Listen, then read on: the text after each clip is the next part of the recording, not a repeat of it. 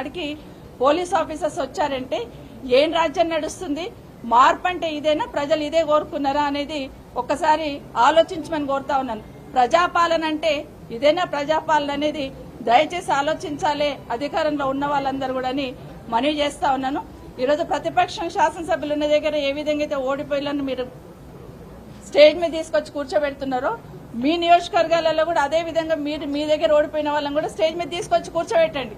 అదొక సంప్రదాయాన్ని మీరే తీసుకురండి, లేకపోతే చట్టాన్ని తీసుకురండి. ఓడిపోయిన వాళ్ళు కూడా స్టేజ్ మీద ఉండాలి అని మొట్టమొదటిగా మా గౌరవ ముఖ్యమంత్రి రేవంత్ రెడ్డి గారి నియోజకవర్గంలోనే మొదలు పెట్టండి. ఓడిపోయిన వాళ్ళని కూడా నాతో పాటు పక్కన కూర్చోబెట్టుకుంటాను మీరు మొదలు పెడితే డెఫినెట్ గా మేము కూడా దాన్ని యాక్సెప్ట్ చేసి ముందుకు తీసుకెళ్తాం.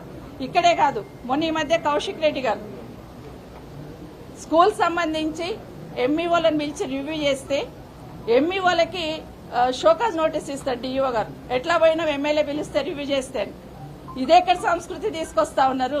ఎమ్మెల్యే గారు స్కూల్ సంబంధించిన విషయాలను రివ్యూ చేస్తుంటే దానికి సంబంధించిన ఆఫీసర్స్ ఎంఈఓలందరికీ కూడా షోకాజ్ నోటీస్ ఇవ్వడం వల్ల దాన్ని జిల్లా పరిషత్ మీటింగ్ లో ప్రశ్నిస్తే ఎమ్మెల్యే గారి మీద కేసు పెట్టడం జరిగింది.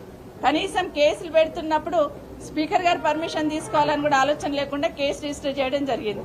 కోవా లక్ష్మి గారు తను ప్రోటోకాల్ పాటించట్లేదని తను కలెక్టర్స్ వాళ్ళని అడిగితే అక్కడ కూడా మమ్మల్ని మా విధులకు ఆటంకం కలిగించారని కేసు పెట్టడం జరిగింది.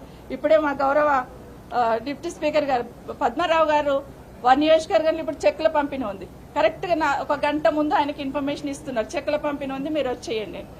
అంటే గతంలో ఏముండిందంటే కనీసం జిల్లాకు ఒక మంత్రి ఉండేవాళ్ళు, ఇప్పుడు జిల్లాకు ఒక ఇన్ఛార్జిని మంత్రిని పెట్టి ప్రతిపక్ష ఎమ్మెల్యేలు ఉన్న కాన్ఫరెన్స్ లో ఒక్కొక్కరిని ఇన్ఛార్జీలు పెట్టున్నారు. ఇది ఎక్కడ పోతుంది పాలన అనేది ఒకసారి ఆలోచించమని కోరుతా ఉన్నాను. ఇక్కడే కాదు, మొన్న రాజశేఖర్ రెడ్డి గారు ఆఫీసర్లను పిలిచి కనీసం డ్రైన్ క్లీన్ చేయండి అంటే కూడా క్లీన్ చేయకుండా అక్కడే కూర్చొని ధర్నా చేస్తే ఆయన కూడా కేసు పెట్టే పరిస్థితి తీసుకొచ్చారు.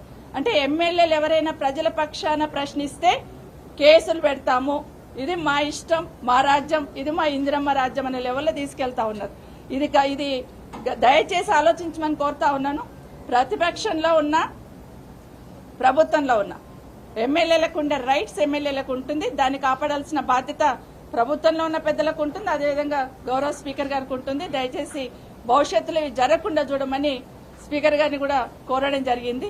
ఒక దగ్గర ఎక్కడో ఒక దగ్గర కనీసం స్థానికంగా ఉన్న గౌరవ శాసనసభ్యులు ప్రతిపక్ష శాసనసభ్యుల్ని కనీసం దాన్ని అధికారులు కనీసం అడిగే స్థితిలో కూడా లేకుండా అయిపోయారు.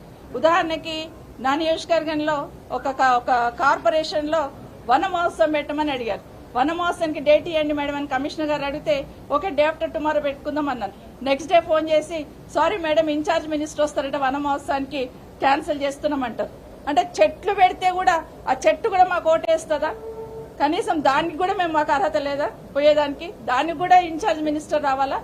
ఇది జరుగుతున్న విషయాన్ని మిగతా వాటిలో ప్రోటోకాల్ పాటించడానికి అనుభవం ఉన్న వాళ్ళం, మాకందరికీ తెలిసి ఎవరికి ఎక్కడ గౌరవించాలి, ఎవరిని ఏ విధంగా ఇచ్చేయాలి, ఏ విధంగా నిధులను తీసుకురావాలనేది ఖచ్చితంగా ఆలోచిస్తూ ఉంటాం.